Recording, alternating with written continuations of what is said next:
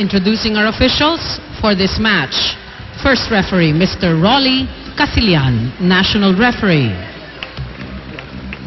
Second referee, Mr. Efren Gaa, International Referee. Let's call on our starting lineup from our newcomers to the Shakey's V-League, Our Lady Chiefs of the Arellano University. Wearing jersey number 1, guest player, Nerissa Bautista. At number 4, Elaine Sagun. Wearing jersey number 3, guest player, Mary Jean Balse. At number 5, Diane Tikar. Wearing jersey number 14, Dana Henson. And at number 16, Shirley Salamagos. Libero, number 2, Jonaline Ibiza. Head coach, Mr. Roberto Javier. Calling on Our Lady Bulldogs of the National University.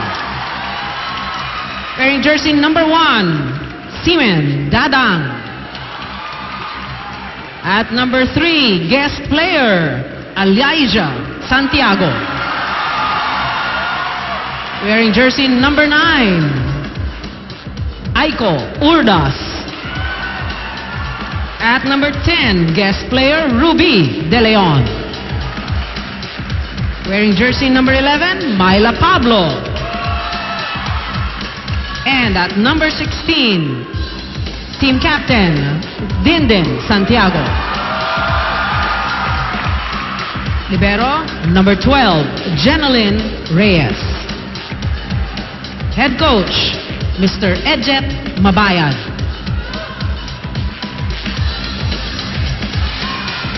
Watch out for the flying volleyballs. They'll be coming your way anytime now. All right, we've met the starters for both teams. And now the players. Well, the crowd rather right now is actually getting mixed up dito sa pagkuha ng volleyball. Si Mosi hindi ako pinapansin. Hinahanap niya yung mukha niya rito sa mga lumang naglaro sa the original Shakey's V-League players, because we have this, the Shakey's V-League commemorative book, which is available in all major bookstores. 10th season na po na Shakey's V-League, so you might want to catch 10 that. 10 years of V-League ang nandito. Nakakatuwa. Grabe. Gano'n nakatanda si Tita Mosi. Season 1 pa lang, broadcaster na siya. Talaga lang, ha? Hinahanap na si Andre Mulya kung ano. May picture siya naglalaro pa. Kasi naglalaro pa si ano. Kaya nga. Oh, the first season. Alam mo ba sino pa naglalaro ng first season na nandito pa rin ngayon sa 10th season? Mary Jean Balse. Mary Jean Balse. Kanina pinag-uusapan namin yan, eh. So Balse is there in front, however, not able to stop that attack from Ruby De Leon. Si Ruby De Leon, oh. Ruby De Leon. Playing for National University. As their guest player, of course, ito si Precious Salibad is going to have to watch Ate Ruby right now, as Ruby, of course, sends that one long. So we're going to get to know the players from Arellano. And never ko pa na-cover ang Arellano University, so this is going to be a first for me para dito sa kanilang kupunan. So we have Ruby De Leon right now. Dindin Santiago pushing it over. Bautista is there. Tikar, the setter, getting it through. Here's Simen Dadang. Sagun setting it up, and that shot goes long coming from Dana Henson. Well, although you can see na mukhang ang game plan nitong Arellano is to really go for check balls. Right. As the other Santiago, Jaja comes in. And team captain Dindin to serve. So Ate Dindin puts it in play. One of the best servers in the UAAP the past season. Henson gives up a free ball. Here's Ruby for Jaja. And the dig by Dadang.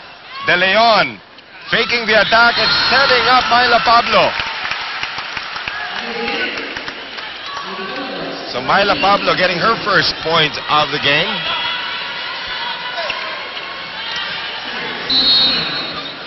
And now here's Dindin Santiago. New coach, by the way, for National University. Dalawa sa pinakamagagaling na players din na napanood ko. Edjet at saka si Ariel De La Cruz.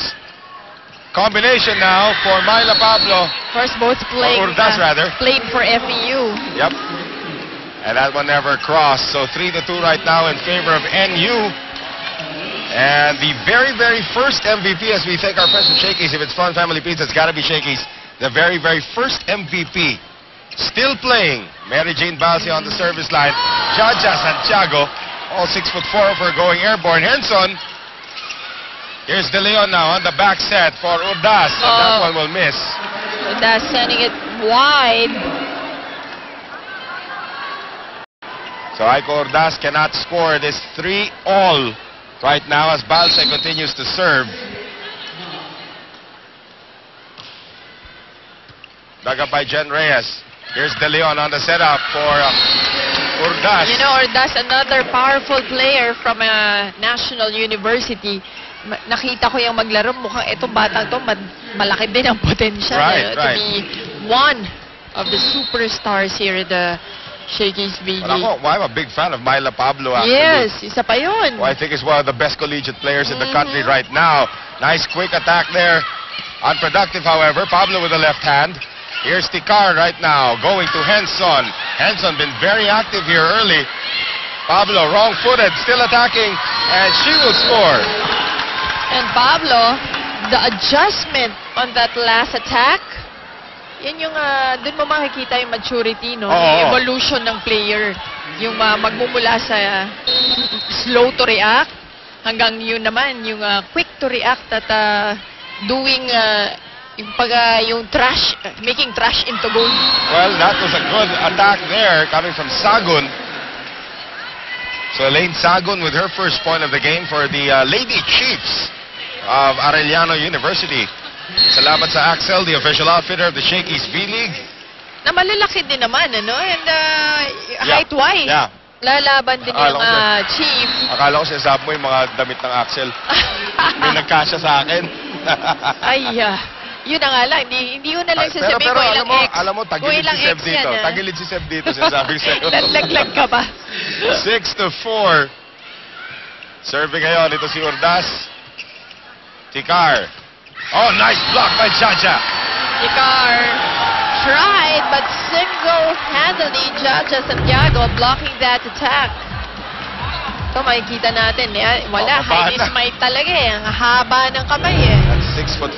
Pag tinaas ni Jaja yung kanyang kamay lampas sa net. Urdas, nice serve there from Aiko. Gets it, ace. And it is 8-4 in favor of the Lady Bulldogs.